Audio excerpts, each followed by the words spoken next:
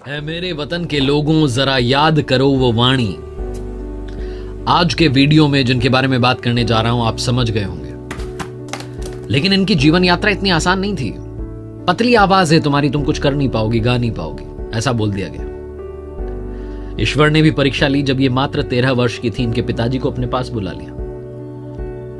33 वर्ष की जब थी इन्हें जहर देकर के मारने की कोशिश की गई, लेकिन तमाम चुनौतियों को पार करते हुए भारत रत्न बनी लता मंगेशकर जी, जिन्होंने इतनी सारी बाधाओं को पार किया लेकिन हार नहीं मानी। लता जी ने अपनी जीवन यात्रा में तकरीबन 50,000 गाने गाए। लता मंगेशकर जी के पिता दीनानाथ मंगेशकर साहब, जो कि एक ड्रामा कंपनी चलाते थे, घर में जब बड़ी बेटी का जन्म हुआ तो नाम हेमा रखा था, लेकिन उस ड्रामा कंपनी का एक ड्रामा था, नाम था भाव बंधन, और उस नाटक में एक किरदार थी लतिका। वो लतिका नाम पिताजी को इतना पसंद आया कि उन्होंने बेटी का नाम हेमा से बदलकर लता रख दिया। लता जी की जीवन यात्रा में संघर्ष है, लता जी की जीवन यात्रा में रोमांच है, सीखने के लिए काफी कुछ है। आइए बात करते हैं 5 लर्निंग्स फ्रॉम लता मंगेशकर जी। लता मंगेशकर जी ने 50,000 से ज्यादा गाने गाए। वो महान थी, लेकिन महान ऐसे ही नहीं बन गई। बहुत मेहनत करनी पड़ती है महानता का शिखर छूने के लिए।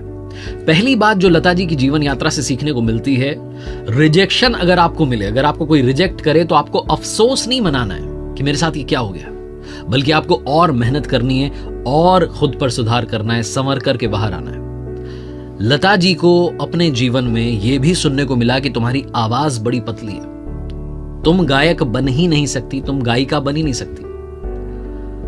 दिलीप कुमार स्टारर एक मूवी थी शहीद, जिसमें एस मुखर्जी साहब ने लता जी की आवाज को रिजेक्ट कर दिया था। पहले तो बड़ी ध्यान से सुना, उसके बाद उन्होंने कहा कि बड़ी पतली आवाज है, तुम्हारा गाना नहीं रखेंगे। उसके बाद में गुरु गुलाम हैदर साहब लता जी को काम दिलवाने की लगातार कोशिश कर रहे थे और लता जी का गाना दिलीप साहब को सुनवाया।